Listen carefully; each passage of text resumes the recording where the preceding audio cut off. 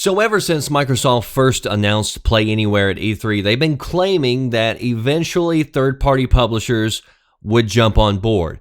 And it looks like they may have been right. Now, I don't know if Microsoft is paying them for this feature or whether publishers are just finally jumping on board saying, hey, this is good because more people can play our game. But just a few weeks ago, Resident Evil 7 became the first major third-party game to support Play Anywhere, which is where if you buy a game digitally, you own it for both the Xbox and a Windows 10 PC. So you can jump back and forth, the saves go with you and everything. Today, it's been revealed that Middle-earth Shadow of War, which is the Shadow of Mordor sequel, will also be Play Anywhere, which again is good news for gamers. Now, there have been other third-party games that have used this feature, but these are like, the first two major AAA games that have done so, and hopefully that means plenty more are going to jump on board. The other day, I was reading a Halo Wars 2 review from Kotaku, who's kind of been showing their ass lately as far as their bias is concerned, but they called Play Anywhere, quote, a gimmick.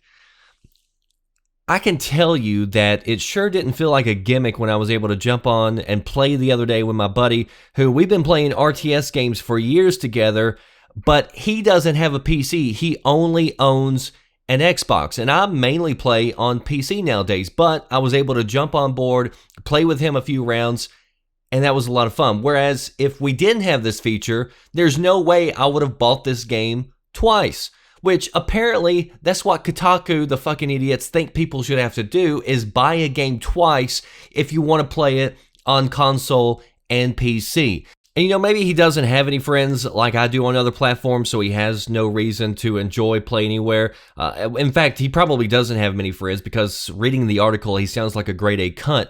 But I personally love this feature. It's been one of the few things that's got me to buy digital lately, and it's also worked out really well with Jessica living here because she gets, or she's trying to get into gaming, and so she'll come in here, she'll see me playing a game, and she'll want to play it, so we can go in there, boot up the Xbox, and she can try it with a controller, which is exactly what we did the other day with Forza Horizon 3.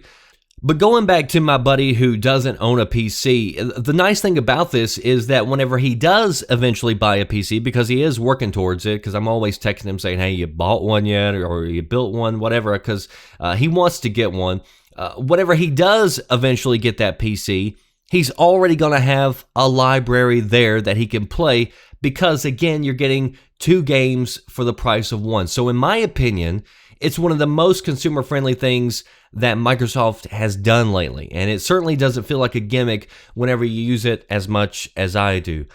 The other item mentioned with the reveal of Middle-earth Shadow of War is that the game is coming to Scorpio, which I think is pretty much a given now for pretty much any game that's going to be on Xbox is also going to be on Scorpio, of course.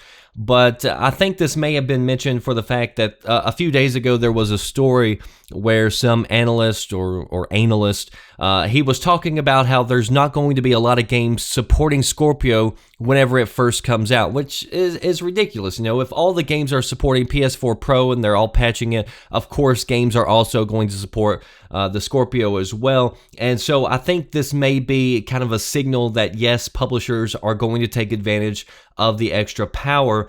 And another possible little message that could have been hidden in this is that Microsoft appears to be the only channel who uploaded the YouTube trailer in native 4K. Like if you go to Warner Brothers YouTube channel, the trailer isn't in 4K. If you go to Sony's YouTube channel, it's not in 4K. The only channel among the manufacturers that's in 4K as far as this game is concerned is on the Xbox channel, which could be a little subtle message that yes, native 4K is coming to Shadow of Mordor. And so anyway, it could mean something, it could mean nothing at all. Post your thoughts below if you think this was a sign of things to come for the Scorpio. For all your latest gaming news, check out videogamesandnews.com. That does it for me, the Red Dragon. I'll see you next time. Thanks for watching. Are you listening? Damn.